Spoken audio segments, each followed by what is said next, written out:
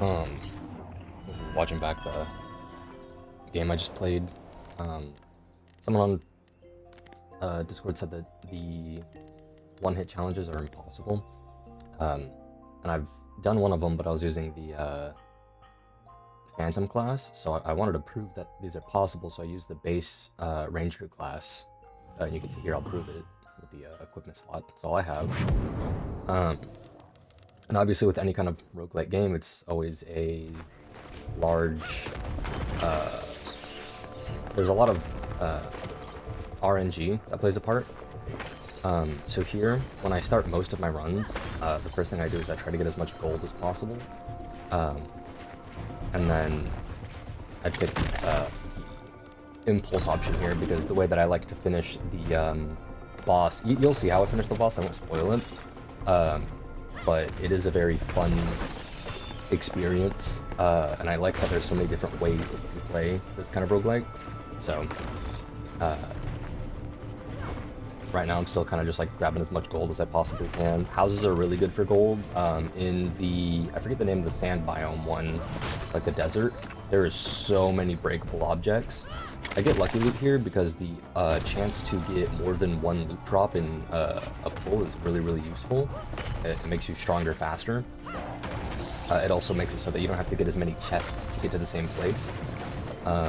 Right here, I just killed, I freed, quote-unquote, the Blend Hut. It blended in really well with the little explosive guys, bundle traits. Freeing them always gives you a upgrade little token. And then here, it's 10 seconds until the next quest spawns, so I'm just going through, using my boomerang, stacking movement speed. The boomerang stacks movement speed, I learned that recently. I dropped my stacks here, but if I kept my stacks, I'd be able to get to this quest sooner, which would make it, I think there's a 15 or 30 second window to push the clock back another 15 or 30 seconds. I'd say I got pretty lucky here, my first quest being score goals with enemies. Realistically, hat trick is also really amazing here. Your boomerang being able to be thrown out 3 times is so useful for stacking your movement speed. And for the 2 skills, or 1 skill that you usually get whenever you pick a class, it's very, very likely to get an upgrade for that skill, even if you skip it multiple times. So it was really convenient to get that as early as we did. And just like that, you know, it's pretty easy. You just kind of use a mix of hooks and kicks, and then you don't go through your mana, and then you can kind of get out there really quick. Here, this is really fun. I like to do this a lot, where I'll start doing something called training the enemies. And what you do is you just kind of like grab them all in like a big group, and then you kind of like run down one place so they all follow the kind of funnel. Luckily, we're so early on that the floating enemies don't spawn quite yet. And see, obviously I go for strength impulse again because it's just a lot of strength impulse. But and I go for main stat here as well because main stat gives you damage for everything that you have, all 4 primary skills, which also means as like I think Runeblade's skill is like increases magic, which also increases skill damage. And then, like, everyone else has their own skills, like what they upgrade, but it's one of the strongest things because it upgrades everything, and its passives also get included in that.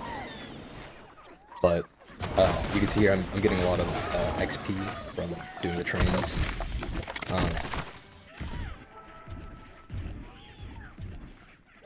Yeah.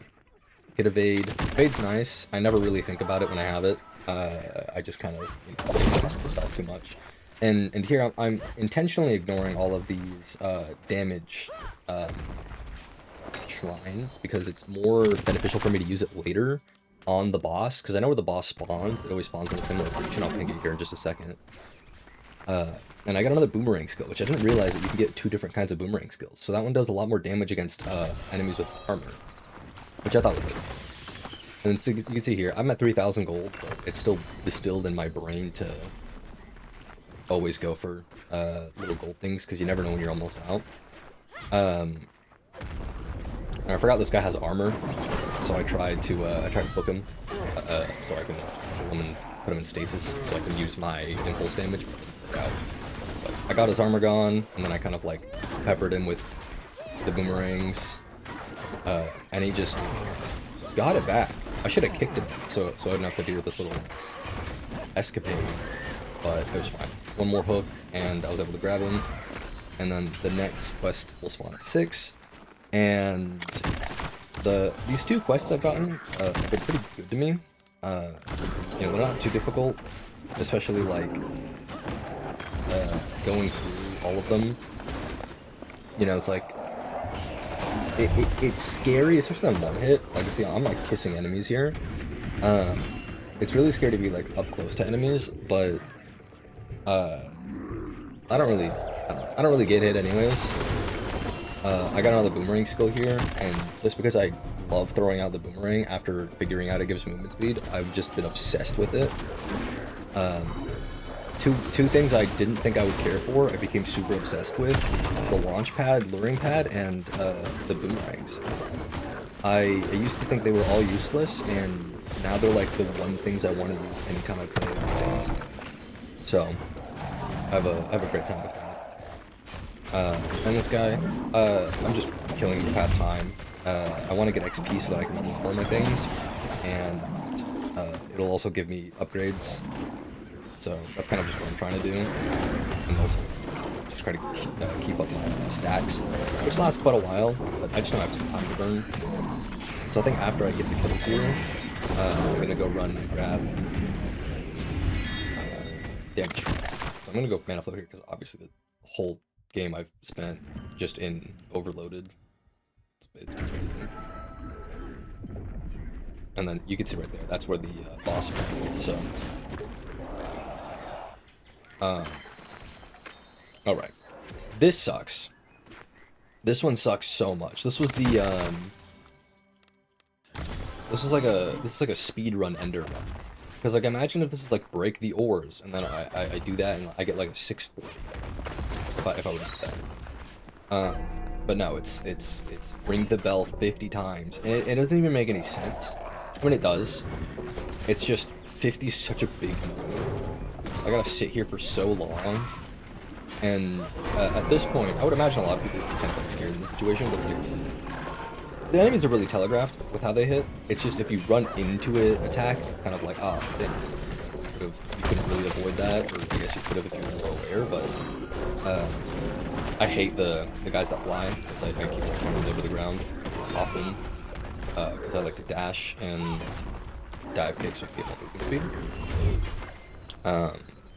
And these guys are so frustrating. Like, I'll get behind them so I can kick them in, but they'll have like a quad, just like an area of attack that just hits like all 4 of their directions. But I got it here. I got it way faster than I thought I would, honestly. And so I knew there was a jump boost here, so I go straight for this, and I want to get the XP because I think I level up, but I don't think I have. I almost died trying to get it, so I just gave up. So I want to grab the damage boosts, and I choose to go out of order here. Instead of like 1, 2, 3, I go 1, 3, 2, because in my head it makes more sense to go further than come back, than be right at where I need to be, than, you know, have to drop back. So when he spawns in, you can see why I go for kinetic damage, impulse damage, because all I do here is just knock him away, and he falls straight into the river. And then there it is. So if you grab him before he spawns, he will just, you know, kind of like fall over. Like he won't put his shield on, which is super cool and insightful. But that's kind of just that's just how I do it.